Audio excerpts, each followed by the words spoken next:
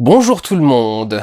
Le film d'aujourd'hui m'a laissé assez circonspect. Il va s'agir de Pentagon Papers, le premier film de l'année pour Steven Spielberg, avant qu'il revienne avec son Ready Player One, qui nous raconte la révélation des Pentagon Papers dans les années 70, qui ont révélé que depuis le quasi-début, les États-Unis savaient qu'ils allaient perdre au Vietnam, qu'ils ont continué cette guerre uniquement pour éviter l'image publique d'une débâcle américaine, et qu'ils ont envoyé donc des gens faire servir de chair à canon et mourir pour rien, juste pour que la guerre ne se termine pas.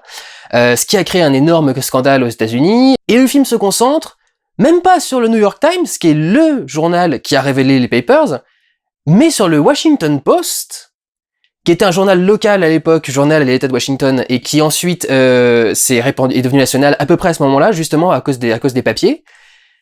Et pourquoi on se concentre sur ce papier-là en particulier? Parce que c'est même pas eux qui se sont tapés le vrai premier procès, puis c'est eux, ils ont pu être libérés grâce au procès que le New York Times a gagné, mais à la base non. Et donc pourquoi est-ce qu'on s'intéresse à eux? Parce que le journal était tenu par une certaine Kay, qui est jouée par Meryl Streep dans le film, qui était la première, je crois, responsable ou propriétaire, ou je sais même plus exactement ce qu'elle est, elle est propriétaire d'un journal, il me semble, et c'était la seule à l'époque à être une femme propriétaire, et ça a été une de ses grandes décisions et un de ses grands coups de poing sur la table pour affirmer son pouvoir, parce qu'en plus il y avait des histoires de rachat avec un comité de direction, etc. Donc ça a été son gros coup de poing sur la table de dire on va publier les Pentagon Papers dans le Washington Post et on va joindre le mouvement des lanceurs d'alerte et on va nous aussi faire quelque chose que clairement le gouvernement veut pas qu'on fasse, mais qu'on va faire quand même parce que c'est la liberté journalistique, c'est la liberté de la presse, etc., etc. Ce qui effectivement est une belle action, mais te concentrer un film entier là-dessus, je suis pas sûr, surtout quand à côté t'es en train de révéler justement un des plus gros scandales des États-Unis. Se concentrer sur les dilemmes intérieurs de la richissime propriétaire du journal qui se demande si elle doit publier ou pas et qui finalement publie et à qui il arrive rien parce qu'elle a publié. Est-ce que vraiment c'est la meilleure façon de traiter cette histoire? Est-ce qu'il n'aurait pas est-ce qu'il n'aurait pas été mieux venu, plus bienvenu de suivre le gars le lanceur d'alerte, quoi, le gars qui s'est infiltré, qui a récupéré les papiers, qui les a ensuite distribués à différents journaux, un peu ce qu'on a fait avec Snowden par exemple, il y a à peine un an ou deux. Mais est-ce que vraiment c'était le meilleur angle pour attaquer ce truc-là? Franchement, je trouve pas. Parce qu'on se retrouve au final avec un film qui est extrêmement verbeux, avec des gens qui parlent énormément, mais pour dire beaucoup de vide. Ça a un côté très théâtral. Il y a un travail du plan séquence qui est assez prononcé dans le film. Il y a énormément de plans qui durent très longtemps et avec des grandes conversations, avec beaucoup d'interruptions. Et un rythme très réaliste avec des gens qui se parlent les uns au-dessus des autres, des trucs dans ce genre-là. Donc il y a un côté très théâtral, mais qui amène à pas grand chose au final, quoi. C'est-à-dire qu'il y a des personnages qui ont des discussions, et au final, tu sais à peine, des fois, pourquoi est-ce que t'as vu cette discussion avoir lieu, à part que, ça rend la scène plus réaliste si on a cette discussion-là à un moment quelque part au milieu, quoi. Ce qui peut être louable, encore une fois, mais me paraît pas la bonne façon de traiter l'histoire. L'histoire du Post, l'histoire des fameux Pentagon Papers, parce que le film s'appelle The Post, ne s'aborde pas d'une façon claire et intéressante quand on l'aborde comme ça, quoi. Il est charmant, hein, du coup, il nous montre effectivement tout ce qui s'est passé, c'est-à-dire le processus de rédaction, le processus de lecture des feuilles et ensuite mais à peine d'ailleurs, lecture des feuilles et sélectionner les passages qui vont être mis ensuite dans le journal et qu'est-ce qu'on a enlevé comme information, etc. Comment est-ce qu'on fout tous les petits machins dans la presse, la vraie presse de journaux de l'époque, avec les caractères qui étaient sur des... je sais plus comment ça s'appelle du coup, mais ces petits trucs en métal là, qui servaient sur lesquels on mettait ensuite de l'encre et par pression on copiait les journaux comme ça. Donc ça c'est génial, on voit tout ce qui se passe dans l'usine, on voit tout le parcours des journaux, on voit tous les machins, on voit toute la machine. C'est super cool, hein. Mais est-ce que vraiment c'était le plus fascinant pour traiter des Washington Papers, des Pentagon Papers? Putain, je savais que j'allais faire la connerie. Donc voilà, si vous avez envie de voir un truc où ça parle beaucoup, pas forcément pour dire grand chose, vous pouvez aller voir les Pentagon Papers. Si vous voulez aller voir une intrigue avec un truc un peu politique, un peu machin, franchement, je crois pas que ce soit le meilleur film à aller voir, quoi. Et c'est paradoxal parce que c'est bien, ça se concentre sur des personnages, ça se concentre sur ce qu'ils sont, ça se concentre sur effectivement, cette femme a énormément de choses très particulières à gérer et on voit effectivement le monde de l'époque, surtout vu la façon de réaliser de Spielberg. Il y a des scènes comme ça où elle arrive, elle est de la seule femme qui rentre dans une pièce entourée d'hommes et il fait exprès de faire à chaque fois une petite pause dans ces trucs-là. Il reprend ça 2 fois de suite. Il y a une fois où elle rentre dans une pièce, il y a que des hommes et il y a un petit arrêt de la caméra juste devant la porte pour que la porte soit pile poil dans le cadre le contour du cadre et qu'on voit juste cette femme rentrer au milieu de 30 hommes qui se retournent vers elle et qui l'amènent à faire rentrer. Donc tu sens le truc un peu différent. Et il y a une deuxième fois où elle monte les marches et tous les mecs sont en train d'attendre dans une pièce et toutes leurs femmes sont en train d'attendre leur mec à l'extérieur dans un escalier. Et donc on la voit, le personnage de Meryl Streep, monter l'escalier, passer au milieu de ces femmes et rentrer dans une pièce où il y a que des hommes. Donc on la voit d'un seul coup passer une foule de femmes et rentrer d'un seul coup dans une foule d'hommes. Et tu te rends compte que c'est vraiment, c'est là la différence, quoi. C'est les autres femmes, en principe, attendent derrière la porte, c'est la seule qui rentre à l'intérieur et qui a des trucs à faire et qui doit apporter des convictions et qui a des responsabilités. Les autres sont toutes femmes au foyer et doivent s'occuper de la famille parce que c'est comme ça que ça se passe à l'époque. Donc c'est intéressant à montrer. C'est plutôt pas mal. Mais c'est pas le plus intéressant dans cette histoire-là, quoi. Et puis je veux dire, une fois que tu l'as fait une fois ou deux fois dans une scène, t'as compris, quoi. Et je trouve ça bizarre de se focaliser à ce point-là sur les aspects privés des gens et pas du tout sur les révélations presque des papiers. Il y a un truc sur lequel c'est intéressant, c'est que cette nana et c'est qui? C'est le rédacteur en chef que joue Tom Hanks, qui s'appelle Ben, il me semble. Et ces deux personnages étaient amis avec McNamara, qui était dans quoi je m'embarque, qui était dans l'administration américaine à une époque. Il était quoi? Je vais vérifier. Secrétaire à la défense, voilà, c'est quand même un poste très précis, donc il faut le savoir. Il était donc secrétaire à la défense, McNamara, et donc il était ami avec eux et leur a caché ces choses-là pendant qu'elles étaient en train d'arriver, quoi. Il leur a menti à eux pendant que eux-mêmes envoyaient leurs enfants se battre au Vietnam, etc., etc. Et ça donne lieu à une scène. C'est intéressant, mais c'est tout, quoi. Ça donne lieu à une scène. Et tout le reste, c'est juste des gens qui sont en train de se dire, bon, bah, qu'est-ce qu'on fait? On est en train de se faire coiffer au poteau, faut qu'on trouve un truc à publier. Ah, on a un truc à publier, faudrait qu'on le publie, et on le publie.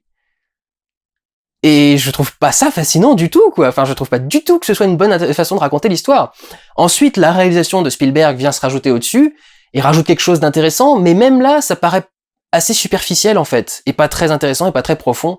Il reproduit beaucoup de plans qu'il a fait dans d'autres films. Genre, il y a au tout début du film, justement, le mec donc qui vole les papiers, essaye de les cacher plus ou moins, mais il y a aucun dialogue quasi pendant ces scènes-là, donc c'est que de la narration visuelle, ce qui est plutôt intéressant. C'est vachement bien fait, et puis c'est du Spielberg. Mais quand le mec passe d'une planque à l'autre, par exemple, il est en voiture. On a le plan qui nous a servi dans War of the Worlds, la guerre des mondes, où la caméra est en train de faire un travelling rotatif autour d'une voiture qui est en train de rouler. Donc en principe, on ne devrait pas pouvoir faire un travelling rotatif, sauf que le travelling rotatif est complètement grugé de A à Z, c'est du fond vert, etc. Donc on peut le faire comme on veut. Donc il a fait ça, il a fait la caméra qui tourne autour de la voiture en rotation à 180 ou 90 degrés presque, autour de la voiture. Oui, d'accord, c'est joli. Mais est-ce qu'on a quelque chose à branler, quoi? Parce que c'est vraiment intéressant.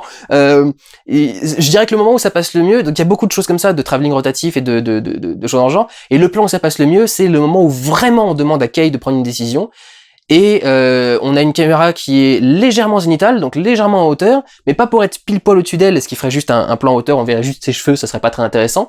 Elle est un petit peu sur le côté, donc comme ça on a un petit angle, et à partir de cet angle-là, elle tourne comme ça à 180 degrés autour du personnage de Kay. Donc on a vraiment ce côté, tout se resserre sur elle, quoi. Elle est au milieu de la pièce, la caméra tourne autour d'elle, et tout tourne autour d'elle à ce moment-là. Tout le monde lui parle, on entend beaucoup de conversations, beaucoup de choses. Tout le monde lui parle en même temps, tout le monde y va de son truc, et elle est au milieu, et elle doit prendre la décision. Réalisation aux petits oignons. Mais intérêt de l'histoire globale, compliqué, quoi. Très compliqué. C'est vraiment d'ailleurs la caméra que j'ai le plus remarqué dans le film, parce que on sent que cette caméra est... Imaginez que cette caméra se comporte un peu comme un chien. Vous voyez, un chien qui suivrait une piste. La caméra se comporte comme ça. La caméra est tout le temps en train de filmer les choses importantes. Genre si un mec a une valise à la main dans laquelle il y a les papiers par exemple, la caméra va se focaliser sur les papiers. Si tu poses la mallette sur une table, la caméra va suivre précisément la mallette pour qu'elle se pose sur la table, et elle va continuer à bosser un petit peu autour d'elle. Si tu sors un truc, elle va se mettre un peu au-dessus de l'épaule du personnage qui est en train de sortir un truc pour voir ce qu'il est en train de sortir de l'intérieur. Donc vraiment cette caméra qui essaye de rentrer, qui essaye de voir les choses dans un film où on révèle du coup des choses cachées, c'est vachement intéressant. Qui va également, vraiment tout ce storytelling est visuel. Par exemple, ils vont avoir, alors je vais prendre un truc à moi, ils vont regarder des papiers à un moment. Ça c'est le texte d'une de mes vidéos. Et la caméra va filmer d'abord le haut du truc, qui va dire genre étude sur le Vietnam, et ensuite descendre pour filmer le truc top secret. Et donc, on n'a pas besoin de te dire que le personnage est là pour voler des papiers top secret. La caméra t'a montré et t'a focalisé sur l'aspect top secret des papiers qu'il est en train de voler, donc tu sens clairement que le mec est en train de voler, grâce à la scène que t'es en train de voir. Donc ce storytelling visuel est extrêmement bien fait et passe toujours par la caméra. Je dis parce que ça pourrait être un storytelling visuel par rapport au déplacement des personnages, par rapport à ce qui est dans le cadre, mais là c'est vraiment la caméra qui raconte l'histoire et qui la déroule sous nos yeux. C'est vraiment elle la narratrice du film, ce qui n'est pas toujours le cas. On pourrait le croire, mais ce n'est pas toujours le cas. Du coup, elle est constamment très aérienne. Je vous dis, il y a toujours un truc très flottant sur cette caméra qui est en train d'avancer presque comme une conscience ou un esprit qui est en train d'avancer dans l'histoire. Et ce qui est intéressant, c'est que malgré tout ça, comme on est justement en train de révéler des choses cachées, il y a un travail de la lumière et des décors qui est assez intéressant. Les décors sont très souvent très sombres. Et la plupart des personnages, dans la plupart des scènes, sont éclairés uniquement en silhouette. C'est-à-dire qu'il y a juste une lumière qui vient légèrement en arrière, qui dessine le contour de leur corps, et le reste est un petit peu dans la pénombre. Et c'est vraiment la silhouette extérieure qui fait qu'on voit vraiment ce qu'ils sont en train de se dire. C'est une façon d'éclairer assez intéressante, puisque du coup, on travaille sur qu'est-ce qui est visible dans l'ombre. Et puis enfin, il y a quelques plans volés également, pour toujours ce côté, cette caméra intrusive, cette caméra espionne. Il y a quelques plans volés quand on montre la réaction de la Maison Blanche, par exemple. On filme la Maison Blanche de l'extérieur avec un plan genre caméra à épaule au-dessus de la grille, alors qu'il pourrait le filmer autrement, quoi. C'est Spielberg. Mais là, il fait vraiment le truc au-dessus, avec la caméra à épaule au-dessus de la grille, avec un gros zoom. Et il met justement au-dessus de ça les enregistrements qui, je crois, ont été obtenus après le Watergate. Je sais pas s'ils les ont refaits. J'ai l'impression que c'est c'est les enregistrements originaux. Donc ça peut être assez intéressant comme truc. Et le dernier truc, c'est que je vous ai dit, il y a donc un travail assez réaliste dans beaucoup des scènes et dans beaucoup de situations, mais il y a aussi un côté assez artificiel, déjà un côté très théâtral, parce que c'est le côté théâtral fait réaliste parce qu'il y a une injection du temps qui est réaliste, mais il y a aussi une façon de dire les choses, une façon de jouer les choses qui est un peu plus exagérée que dans la vie réelle, qui va des fois un petit peu trop loin, et je trouve qu'à un moment le jeu global du film, et la mise en scène globale rejoint ce côté un peu d'en faire trop. Il y a des regards caméra à certains moments, des personnages qui regardent la caméra, en particulier le personnage de Kay. Il y a un regard caméra en particulier qui est très fat. Et je crois qu'il y en a d'autres au fur et à mesure du film. Je suis pas sûr à 100%, mais celui-là, je me souviens que je l'ai bien vu. Et du coup, ça sort encore une fois un tout petit peu du truc, quoi. T'as l'impression que c'est, que clairement qu'on est en train de te montrer qu'on te raconte une histoire presque. Je sais pas, il y a un truc qui me déplaît beaucoup dans cette histoire. Je la trouve pas fascinante du tout. Je la trouve pas intéressante. Et pourtant, c'est le genre de choses qui m'intéresse, ce genre d'histoire. Mais là, je trouve que les angles qui ont été choisis sont absolument pas les bons, quoi. On en a rien à foutre de la vie de ces gens-là, quoi, et de ce qui était leur vie privée à eux. Il fallait, comme dans un film sur le journalisme en général, comme Spotlight, qui a été écrit par le même mec d'ailleurs, le mec qui a écrit The Post a écrit Spotlight également. Et il fallait un truc comme ça, quoi, où le principal intérêt c'était l'enquête, et après tu vois effectivement que l'enquête a eu des répercussions sur leur vie personnelle et privée. Mais se concentrer avant tout sur leur vie personnelle et privée quand t'es en train de révéler l'une des plus grosses histoires des États-Unis, non, je suis désolé, c'est pas ce qui est intéressant. Et c'était pas la bonne façon de raconter cette histoire. Elle est très bien racontée de la façon dont ils ont décidé de la raconter, mais c'était pas la bonne façon de raconter cette histoire, et je trouve pas ce film intéressant. Donc si vous avez envie de le voir, si ça vous branche, malgré ce que je vous ai dit, pourquoi pas, soyez bien conscient que on se concentrera pas sur le complot, sur l'histoire des États-Unis, mais qu'on se concentrera sur comment est-ce qu'on révèle ce genre de choses et comment est-ce que ce genre de choses arrive dans une rédaction, quand on aura le temps, parce que la plupart du temps, on se focalisera sur les personnages qui sont en train d'essayer d'avancer dans leur dans une hiérarchie, de montrer leurs capacités, de montrer machin, enfin. Et tu dis, mais c'est pas le sujet, c'est pas le plus intéressant quand tu traites de cette histoire-là, c'est peut-être très bien de traiter cette histoire-là, mais c'est pas du tout le sujet, quoi. Et t'as l'impression qu'il s'est forcé presque à faire tourner le film autour de ça, pour rendre le truc intéressant, alors que l'histoire de base aurait été 1000 fois plus intéressante si on s'était vraiment concentré sur l'histoire. Et pas autant sur tel personnage qui doit faire tel truc. Et ce qu'on peut aussi intégrer à une histoire d'enquête, hein, je dis pas que ça devrait pas être là du tout, je dis que c'est là pas du tout à bonne proportion. C'est un truc qui devrait être à 20-80 est à 80-20. C'est vraiment, ils ont inversé presque le truc, et je trouve que ça n'a plus aucun intérêt de suivre cette histoire selon cet angle-là.